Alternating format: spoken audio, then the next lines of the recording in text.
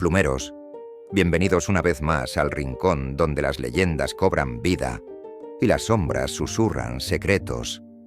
Bienvenidos a la pluma oculta. Esta noche les traemos una historia que les hará mirar de otra manera el bosque bajo la luz de la luna.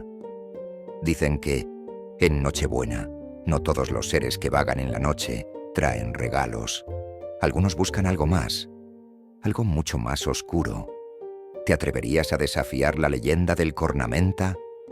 Esta noche, un grupo de adolescentes lo hizo, y lo que encontraron no es algo que olvidarán fácilmente.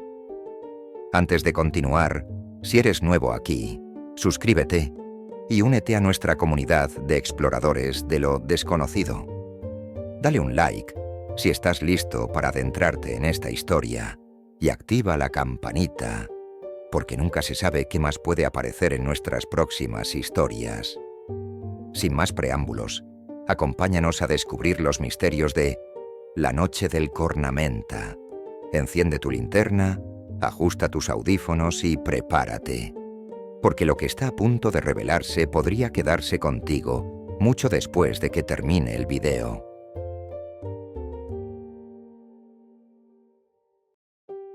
En un pequeño pueblo cubierto por un manto de nieve eterna, cada Nochebuena traía consigo una mezcla de celebraciones y una inquietante advertencia.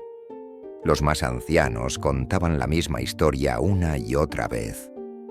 Si te adentras en el bosque durante la noche de Navidad, el cornamenta vendrá por ti. Los niños pequeños temblaban al escuchar la leyenda, mientras los adolescentes se burlaban, llamándola cuento de abuelos. El cornamenta, decían, era un reno enorme con una cornamenta cubierta de cristales de hielo negro que brillaban bajo la luna como cuchillas. Sus ojos ardían con una luz roja y su aliento era un vapor helado que podía congelar a cualquiera en segundos. Según la leyenda, este ser vagaba por los bosques cercanos al pueblo, buscando hasta aquellos que habían sido malvados durante el año. Su castigo no era solo la muerte, sino algo peor, el olvido. Nadie recordaba a las víctimas del cornamenta, como si nunca hubieran existido. Este año, un grupo de adolescentes decidió poner a prueba la leyenda. Clara, la líder intrépida, era conocida por desafiar las normas y burlarse de las supersticiones locales.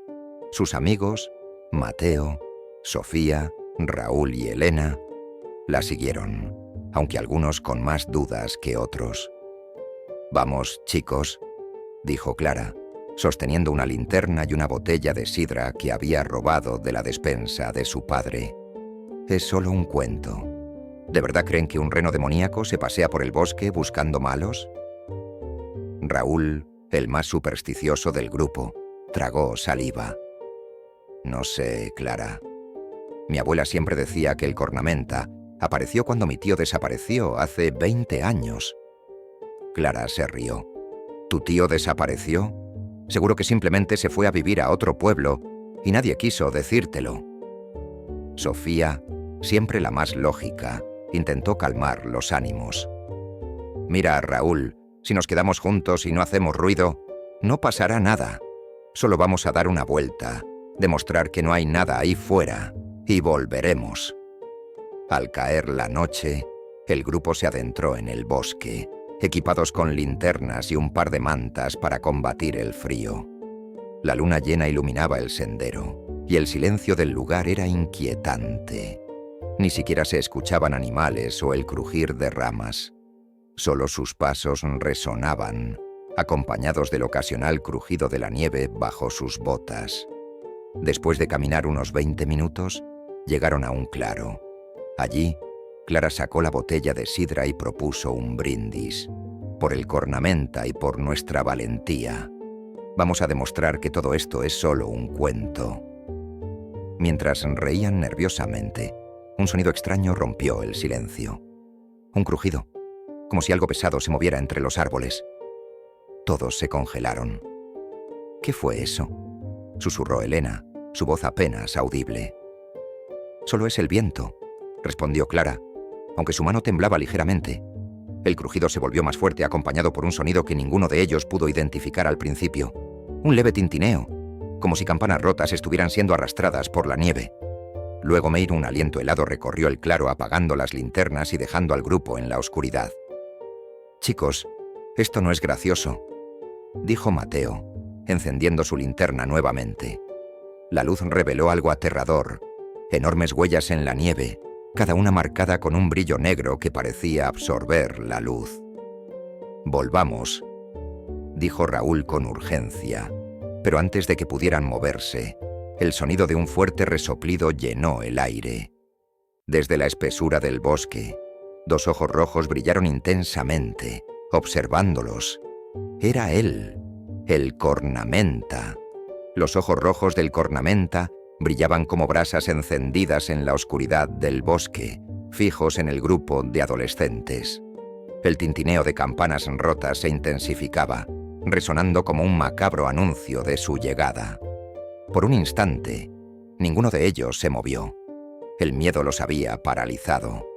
Fue Clara quien rompió el silencio. «¡Corran!», gritó. Pero el sonido de su voz parecía provocar a la criatura. Desde la espesura, el cornamenta emergió, revelando toda su imponente figura. Su cuerpo era enorme, cubierto de un pelaje oscuro y escarchado. La cornamenta, adornada con cristales de hielo negro que reflejaban la luz de la luna, parecía viva, vibrando con una energía oscura. Con un bramido que sacudió los árboles, el cornamenta cargó hacia ellos. El grupo se dispersó, gritando mientras corrían en direcciones diferentes. Clara y Mateo lograron mantenerse juntos, mientras Sofía, Raúl y Elena se perdieron en la espesura. Los árboles, altos y retorcidos, parecían cerrarse a su alrededor, convirtiendo el bosque en un laberinto.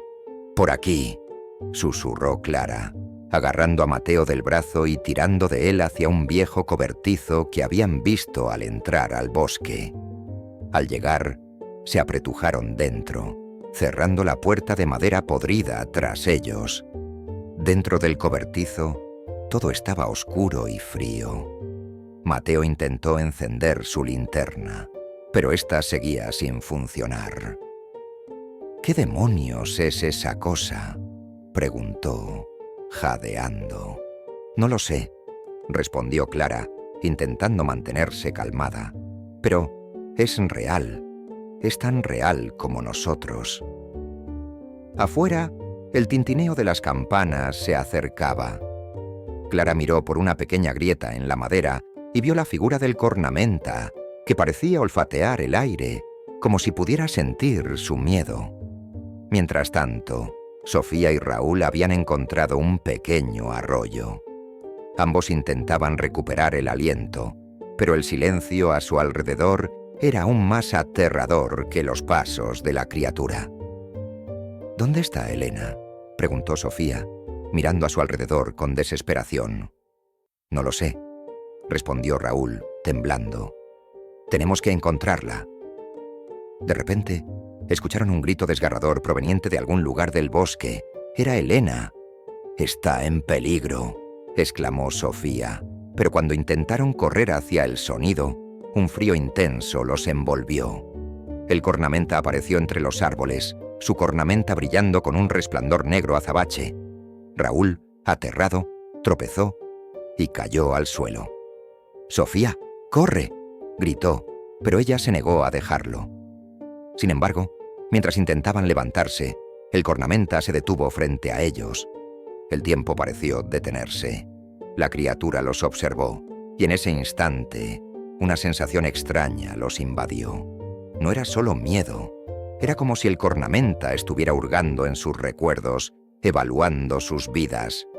De repente, la criatura bramó, y el suelo bajo sus pies comenzó a agrietarse. Del hielo emergieron figuras fantasmales, niños y adolescentes con expresiones de terror congeladas en sus rostros. Sofía y Raúl miraron horrorizados mientras las figuras los rodeaban, susurros llenando el aire. Él nos encontró. No hay escape. Por su parte, Elena estaba sola. escondida detrás de un tronco caído. Su respiración era rápida y superficial mientras intentaba mantenerse en silencio. Pero Menon, a diferencia de los demás, Elena sabía algo que no había compartido con sus amigos. «Si lo miras directamente a los ojos, te atrapará», murmuró para sí misma, recordando las palabras de su abuela, quien le había contado la leyenda cuando era niña. «Pero si enfrentas tu culpa, puede que te deje ir». El cornamenta apareció de la nada, su presencia llenando el aire con un frío que quemaba. Elena, temblando, decidió hacer algo que ninguno de sus amigos había intentado. Se puso de pie y miró a la criatura. «Sé que te buscan a ti, pero no a mí», gritó. «No soy inocente, pero puedo enfrentar lo que hice». La criatura se detuvo, ladeando la cabeza. Por un momento, pareció considerar sus palabras, como si evaluara su valentía.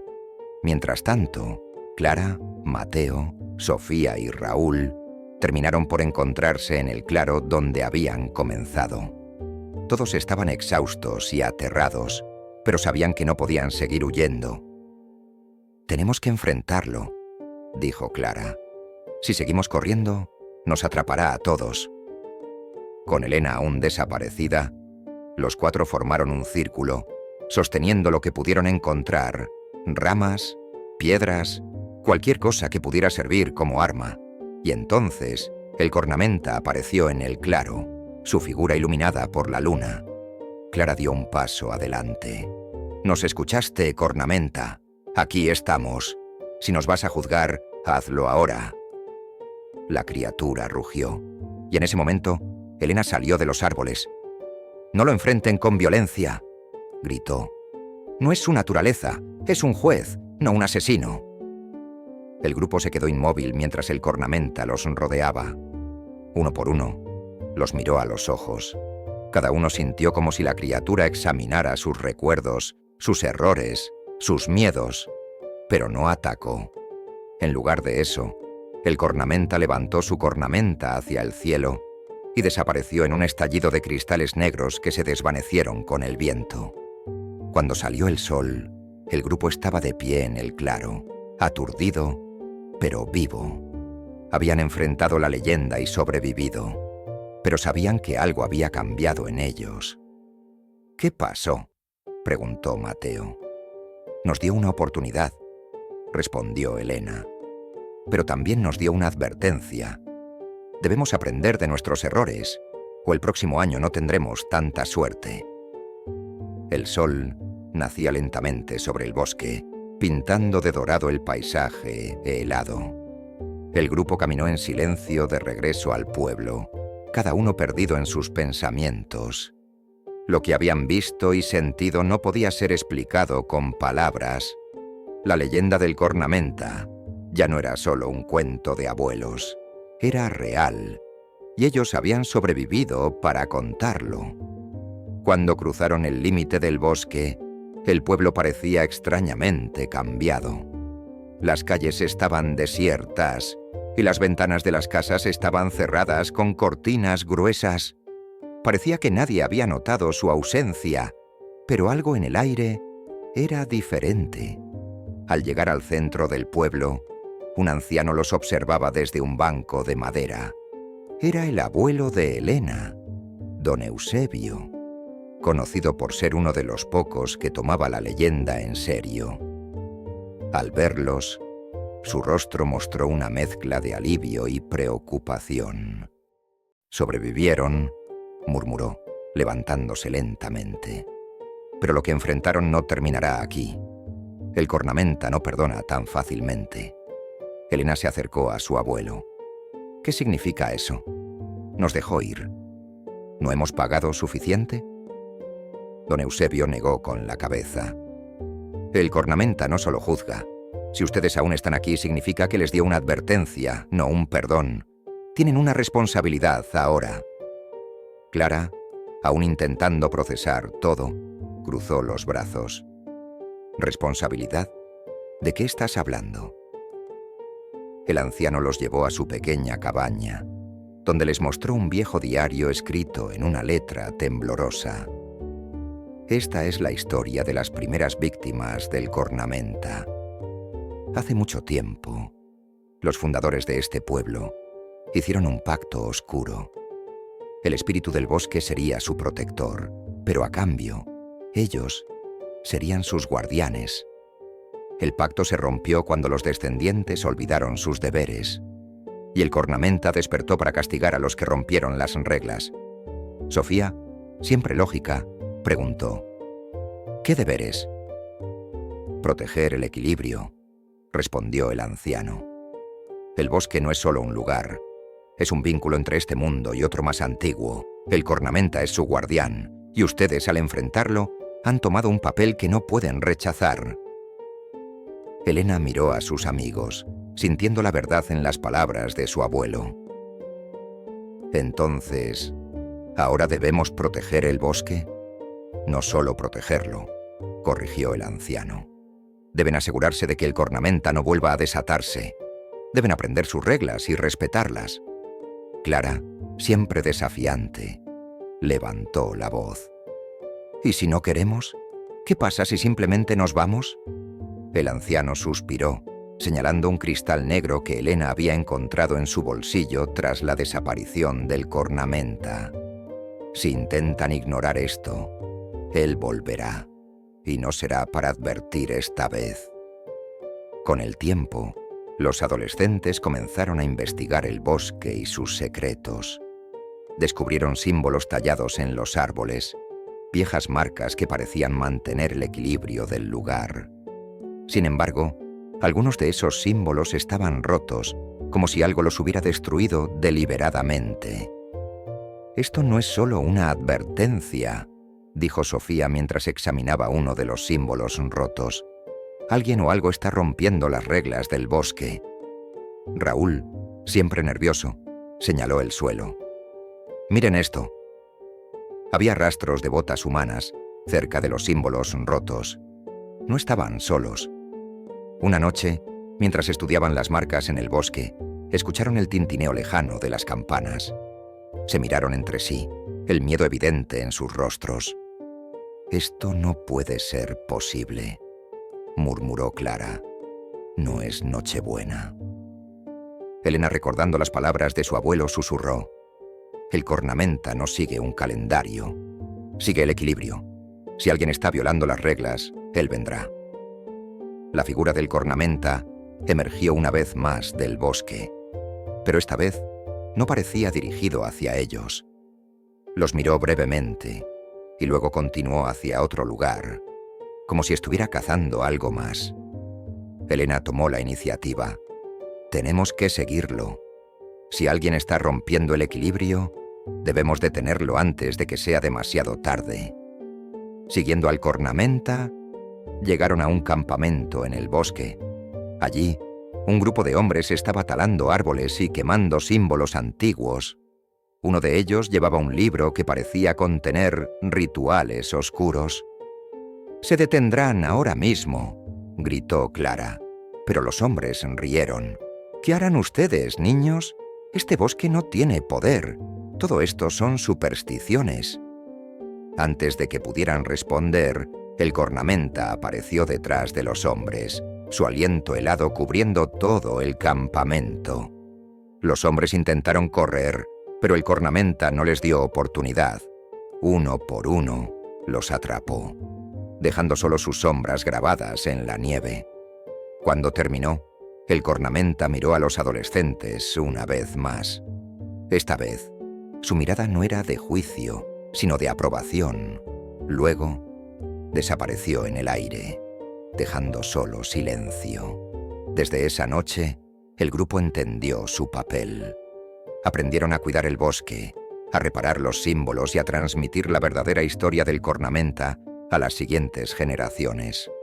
Sabían que él siempre estaría allí, vigilando desde las sombras, pero mientras respetaran las reglas, el pueblo estaría a salvo. Y así, la leyenda del cornamenta continuó. No como una historia de terror, sino como un recordatorio de que incluso las fuerzas más oscuras tienen un propósito cuando se trata de mantener el equilibrio entre lo humano y lo natural. Y así, plumeros, termina nuestra travesía por la noche del Cornamenta.